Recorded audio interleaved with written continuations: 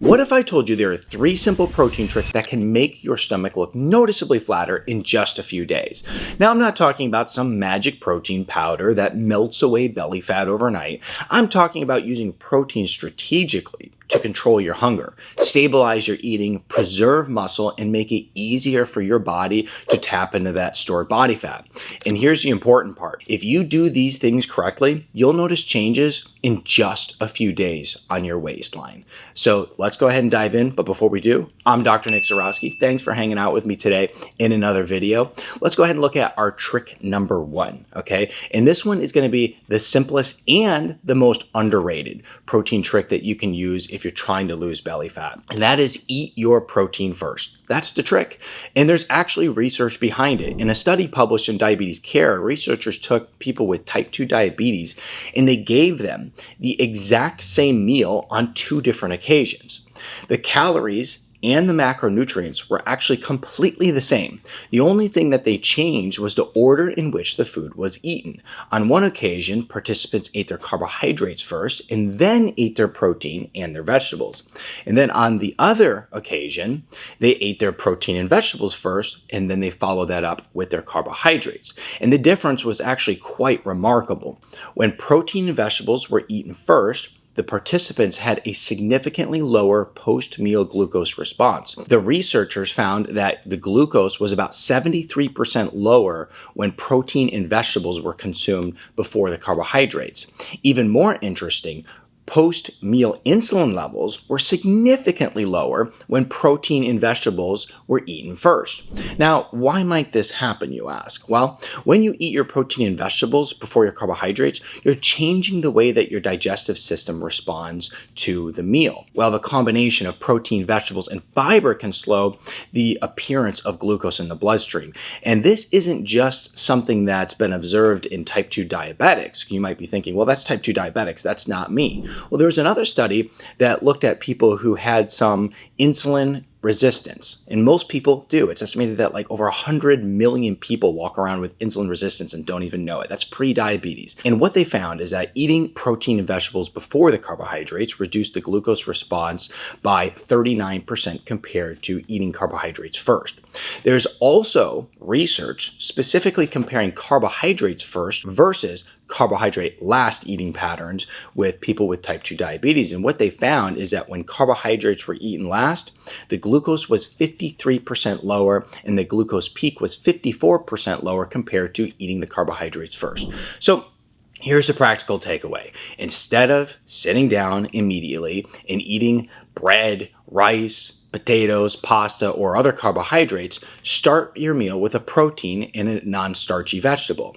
Then eat your carbohydrates after. So for example, instead of your potato first and then getting to the steak, eat the steak first. Instead of starting dinner with bread, like most restaurants do if you were to go out, start with your chicken, your vegetables, and instead of eating your rice first, start with your fish, your beef, and your vegetables, and then go to your rice second. Here's the thing, is it's not necessary to eliminate carbohydrates 100% from your diet. You're simply changing the order in which you eat them in order to get a better response in your body and also help you lose weight. Hey, it's Dr. Z, and I want to help you improve your health naturally because true health only comes naturally. The best way to stay in contact with me is by joining my newsletter. Nobody cares about your health like I do. Click on the link below this video to join my newsletter and we'll stay connected for life. Now let's get into trick number 2, and that's going to be focus on hitting your protein target before you hit your carb target. Let me explain what all that means.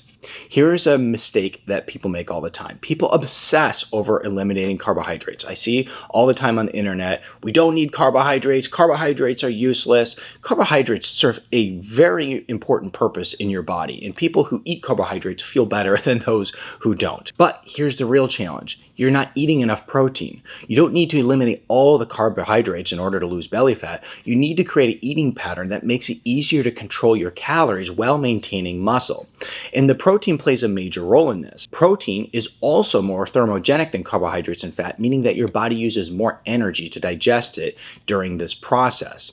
More importantly, adequate protein helps support lean muscle while you're losing weight. So instead of asking, how many carbs do I need to eat? Start asking, Have I eaten enough protein today? You have to make sure that you're prioritizing your protein intake. And a practical way to do this is to build each meal around quality protein sources. So let me give you a few examples. So for breakfast, eggs and Greek yogurt. It'll be very helpful for you to control your diet if you eat protein heavy in the morning. This can help with satiety, appetite control, making it easier to avoid the cycle of eating high carb meals and then getting hungry just a couple hours later. So a high protein breakfast is going to be a big winner for you to get your diet under control all day long. Now, when you get to lunch, you could do things like chicken, turkey, and vegetables. And what I recommend too is, as we're talking about lunch and midday, is have a high protein snack available. That way, if you get hungry throughout the day, you grab that high protein snack versus grabbing for a bag of chips. And then with dinner, prioritize salmon, lean beef, or another protein source with vegetables. And if you need a snack, Greek yogurt, or even cottage cheese, or another protein-rich option is going to be a great thing for you as the night approaches. Now, how much protein do you actually need? It's a great question because the exact amount really depends on your body size, your activity level, your age, and your health goals. But in general, let's say, how much should I get of protein every day?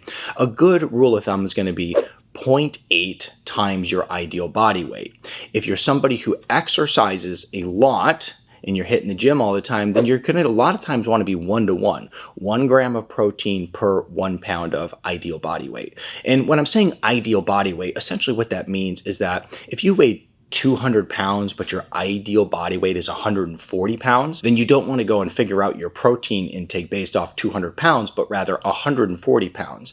And so if we were to do some quick math, if we were to do 140 pounds times 0.8, then what we would get is 112 grams of protein, and then that should be your target.